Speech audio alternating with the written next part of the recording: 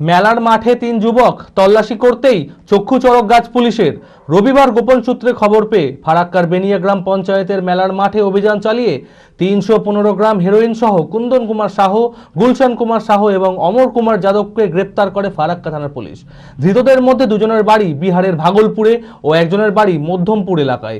এই পাচার চক্রে কে বা কারা জড়িয়ে রয়েছে তার তদন্ত করে দেখছে ফারাক্কা থানার পুলিশ।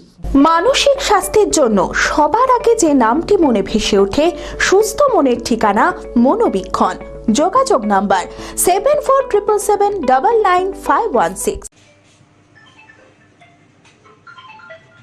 ফের বড়সড় সাফল্য ফারাক্কা থানার। পাচারের আগে হেরোইন সহ পুলিশের জালে ৩।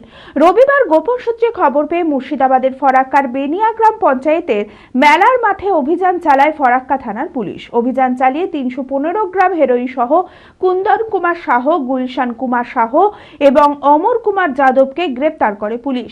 মালদা জেলার কালিয়াচক থেকে বিহারের ভাগলপুর নিয়ে যাওয়ার উদ্দেশ্যে ফারাক্কার বেনিয়া গ্রাম পঞ্চায়েতের মাঠে বসেছিল ওই ৩ পাচারকারী।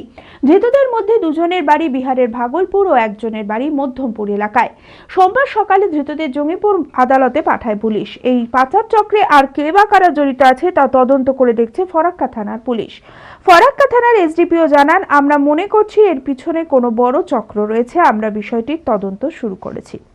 গতকাল আমাদের সোর্স ইনফরমেশনের উপরে বেশ করে ফারাক্কা থানার টিম আন্ডার লিডারশিপ অফ ইনসান আমরা ৩ জনকে কালকে আটক করি। প্রথমে বিডিও অফিসের সামনে মেলার মাঠের ওখানে আমাদের কাছে স্পেসিফিক খবর ছিল যে ৩ জনের কাছে কোনো মাদক দ্রব্য আছে।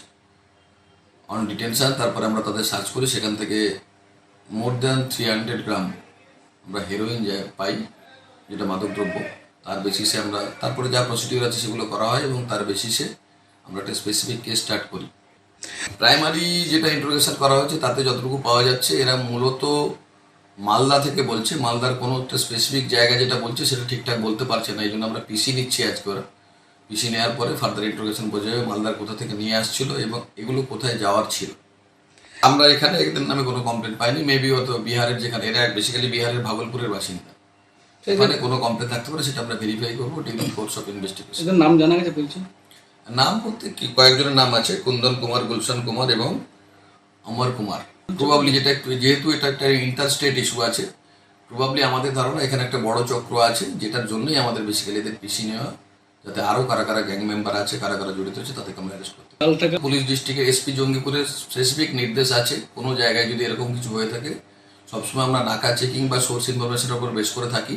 এগুলো নির্মূল করার জন্য আমাদের ওনার একটা স্পেসিফিক নির্দেশ আছে, যাতে আমরা এগুলো ইউজ করতে না দিই বা এই রুটটা ইউজ করতে না পারে। আমি আমার ফেভারিট, আমার মতো আর কেউ। চঞ্চলতা তার কথায় কথায় জীবনে মিশে রঙ ভরায়, চুপি সারে মনে সে সাদে সবাইকে পাগল করে, পাগল করে। আমারই মতো আমার নিজের পতাকা। पताका चा गजब का स्वाद।